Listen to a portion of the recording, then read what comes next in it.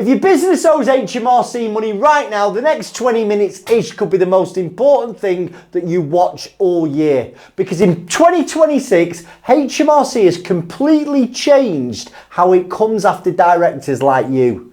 And most of what you think you know about how this plays out with HMRC is now wrong.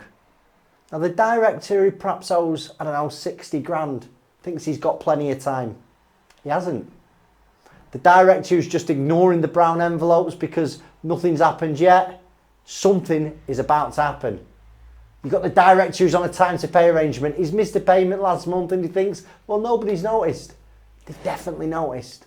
And I've been doing this job for years. I help UK directors just like you who are in trouble with HMRC, and I am telling you now, I've never seen them this aggressive. The whole approach has changed. Now, by the end of this video, you're going to know exactly what shifted. You're going to know the warning signs that means HMRC is lining you up for some enforcement, and what to do if any of it sounds like you. So if we start at, well, what's actually changed? Well, most directors I speak to still think it's 2020 when it comes to HMRC. In their head, HMRC is slow. They send letters for months and months. Nothing really happens. You pay a little bit, send a holding message, push them off for a few months, and they'll go quiet again. And that kind of used to be true, but it isn't anymore. I spoke to a director last month, building company, missed 3 VAT payments. He had about 20 grand on the PAYE that was due as well. And the last contact that he'd had from HMRC was about 3 months ago. And he said, Chris, I genuinely think that they've forgotten about me. But they haven't forgotten about him. They've just had enough of sending letters that weren't getting a response.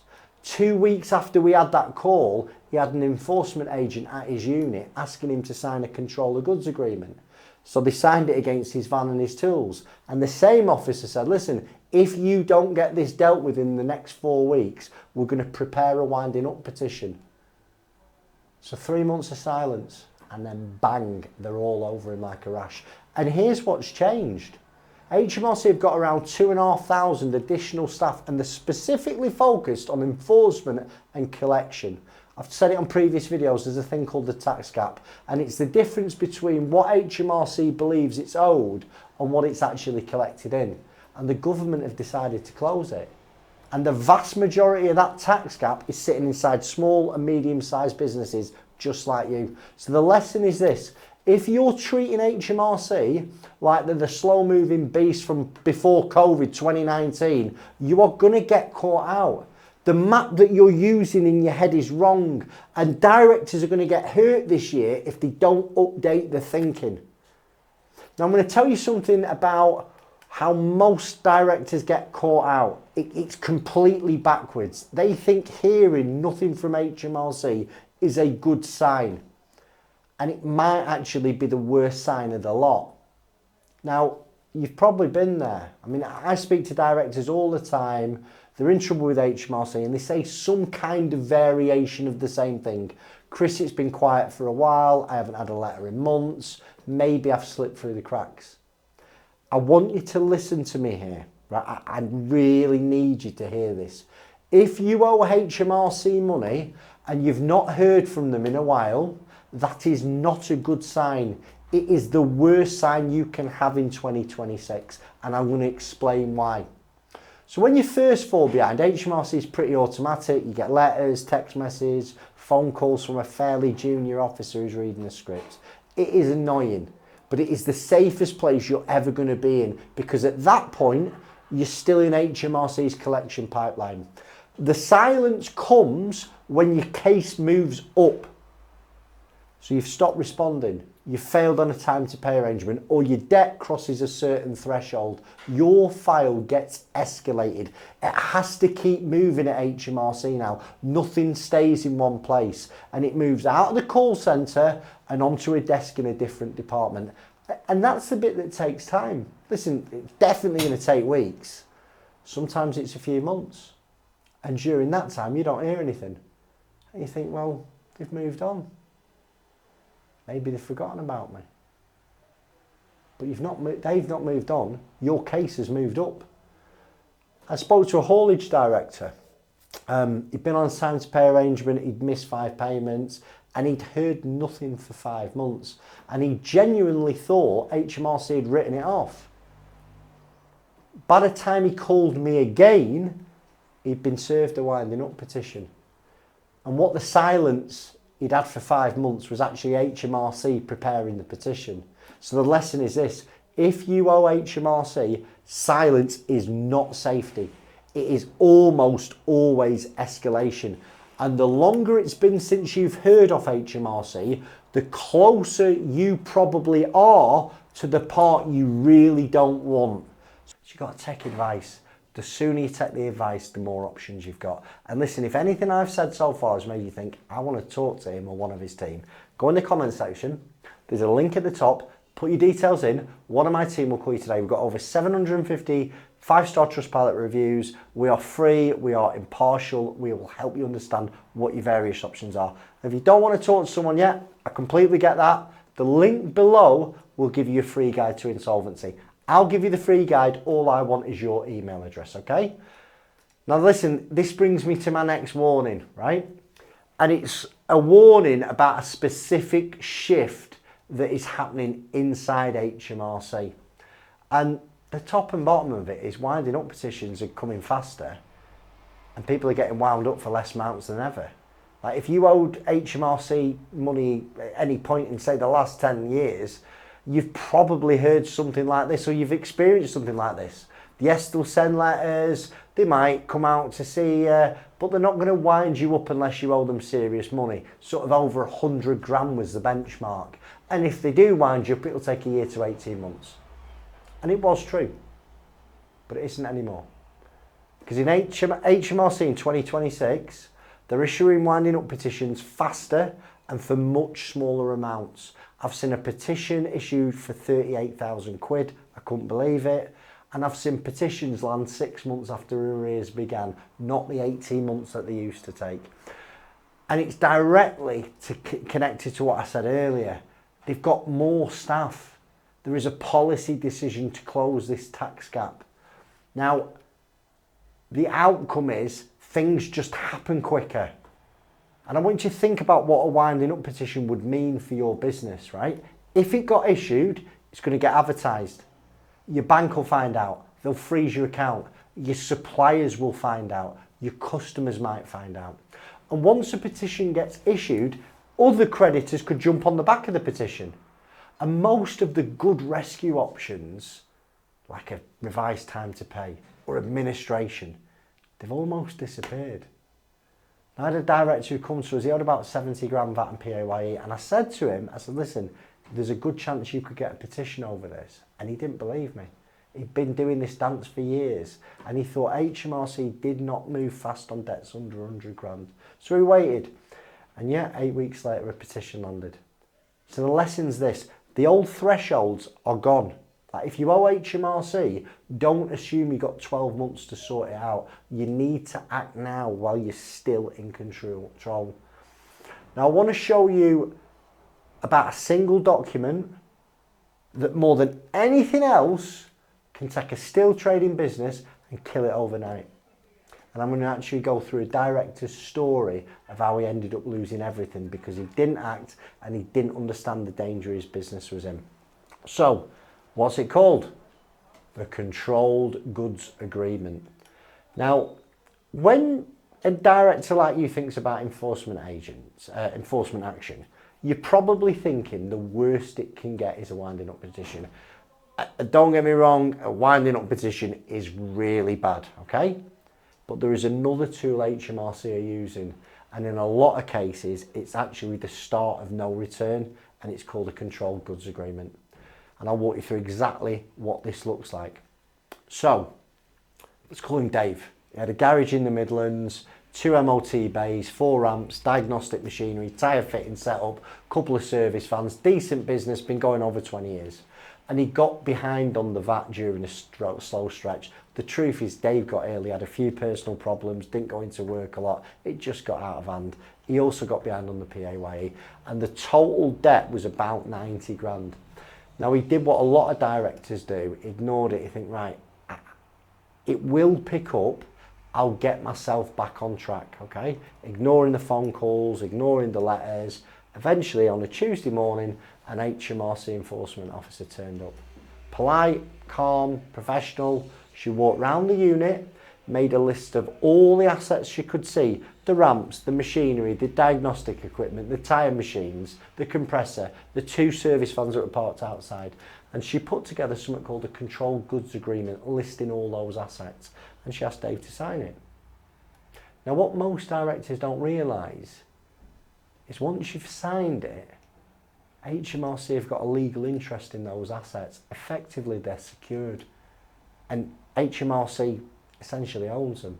Now, you can keep using them in your business in the very short term, but if you don't clear those arrears in a timeline that HMRC sets, and it's not long, they'll come back and they'll remove every single thing on that list.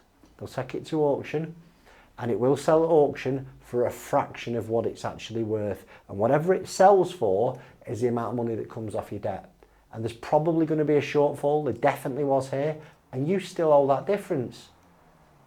But now your business hasn't got any tools to trade with. So Dave signed it. Officer was friendly. The document looked routine. He just didn't have a clue of what he was signing. But he wanted her out of the garage before customers could, started pulling onto the forecourt. Listen, 3 weeks later, missed his next VAT payment. 8 days after that, enforcement team come and took it all. The absolute lot. The most painful part, if David had called us when he was getting threatened with a control of goods, because before she tipped up, they definitely warned him about coming. We could have looked at putting either the company into liquidation, setting up a time to pay arrangement, getting the business assets valued and helping Dave buy the business assets back and start again. Could have put him into admin. Go into administration, there's a thing called a moratorium. It's basically a legal pause. It would have stopped HMRC removing anything, certainly for a period of time. He could basically have kept control of the situation. But by the time he called again, the assets were gone. Like the business was over, there was nothing left. The decision had been made for him. And the lesson for you here is a control goods agreement. It's not a routine bit of paperwork. It is the single document that if you sign it without understanding what's coming next, your business could be over in a matter of weeks if you don't clear what you owe. Now, before this becomes a reality for your business, pick the phone up, get some advice. Let's have a look. Can we set up a time to pay arrangement? Is a CVA a better option for your business? That's where you put all your unsecured debts in a pot and you do a deal with your creditors and pay them over sort of 2 to 5 years. Is administration needed? Do you need protection tomorrow? Administration's a really quick process. Is it liquidation? Even if you put your business into liquidation, you can still buy your assets back and start again, as long as you're paying a fair market value for it. Now, what I'm going to tell you about now is, for me, the most important thing in the entire video. Because the moment HMRC turn up and they really start to turn the screws, pressure mounts for directors. And there is one specific decision that lots of directors feel like making, and it's a decision that is literally costing them the family homes. So listen, let me set the scene. You've got HMRC either in your business or at your door. You can feel everything you've built is starting to slip away, and your brain stops working properly. You are running on adrenaline and fear, you're not sleeping properly, and in that moment you get offered a way out, a loan, a big loan. It's enough to clear HMRC in one go, and it makes the pressures stop. Now, the rates are probably going to be eye-watering, the terms are fairly punitive, but you don't really care. Because you want this HMRC officer gone, and you want the letters to stop, and you want your wife to stop asking you about what's going wrong. And the catch, right at the bottom, is personal guarantee. Sometimes it's a charge on your house. Now, I really know about this pressure because I've been through my own company insolvency. And I've sat where you are, like sleepless night, convinced I was the only person in the world that this was happening to. I couldn't tell my closest friends, I couldn't tell my missus. I remember thinking about what it felt to have no options. And if someone had given me a way out, I'd have took it. That's the trap. And this is the biggest problem for directors at the moment, and they're losing everything. Now, when you sign a personally guaranteed loan, you are converting HMRC debt into personal debt. Now, HMRC debt, in most cases, okay, is a company debt. If a company can't be saved and it goes through a real insolvency process like administration or liquidation, in a lot of cases, your personal exposure is quite limited or zero. The company carries the debt. If the company goes through an insolvency process, the debt dies with it. The moment you sign a personal guarantee to clear HMRC, you've transferred that company debt onto yourself. And if the business still fails, and let's remember, you're under enough pressure to take a desperate loan, so whatever that underlying problem is, it hasn't gone away. But that personal debt is not going to disappear. The lender is going to come after you, and they can come after your house. I've got so many stories like this, but one guy took £90,000 to clear HMRC, had to personally guarantee it, the business failed 5 months later. The HMRC debt was gone.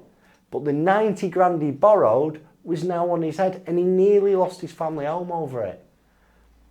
Now the HMRC debt, which was like the original problem, it would have been written off in a liquidation. The replacement debt that he thought he would use to get out of the mess nearly took his home. Now the lesson's this: before you sign anything, right? Anything at all that has a PG on it, especially under HMRC pressure, I want you to slow down and check 3 things. Listen, is this business viable anymore? Like, in your heart of hearts, is this going to solve the problem, or is it just buying time? Number 2, have you got some real cash flow numbers? Like, do you have a finance team? That could be just a bookkeeper. It could be your accountant you go and sit down with. Are you looking at a business that is going to be able to stomach, say, a 10% reduction in revenue, a 5% increase in costs? Can you afford to pay this loan back, or are you running on hope? And have you told someone independent, who deals with insolvent, distressed businesses every day? Not just the broker who's selling you the loan, who's going to get a kickback for you taking the loan. And if you can't answer those 3 honestly, don't sign it. And I know HMRC debt feels like the worst thing in the world, and it's not good, but it's not the worst thing. The debt you sign onto yourself in a panic is what is going to do the real damage. So listen, when you clicked on the video, you might have been somewhere very dark. Maybe HMRC has already been to your house or to your business. Maybe you've got brown envelopes stacked up, you're avoiding phone calls. Maybe you're in your office now at 9:30 at night knowing, I really don't know where to turn. The situation always looks more impossible from where you're sat. Okay, listen, I've been there. You need to get the right people around you, people who've been there before. I've been on both sides of it. I've carried the weight that you're carrying now, the sleepless nights, the shame, the feeling that I can't tell anyone. You've got to reach out and ask for help, because the sooner you do, the more options you've got. Now, if HMRC is a problem, you're probably wanting to know how to set up a time to pay arrangement. And there are firms that will do this for a couple of £1,000, and I'm going to tell you how to do it free. Go over to that video there and watch, and it will tell you exactly how you can set up a time to pay arrangement and how to improve the chances of you actually getting HMRC to accept it. Thanks for your time. Goodbye.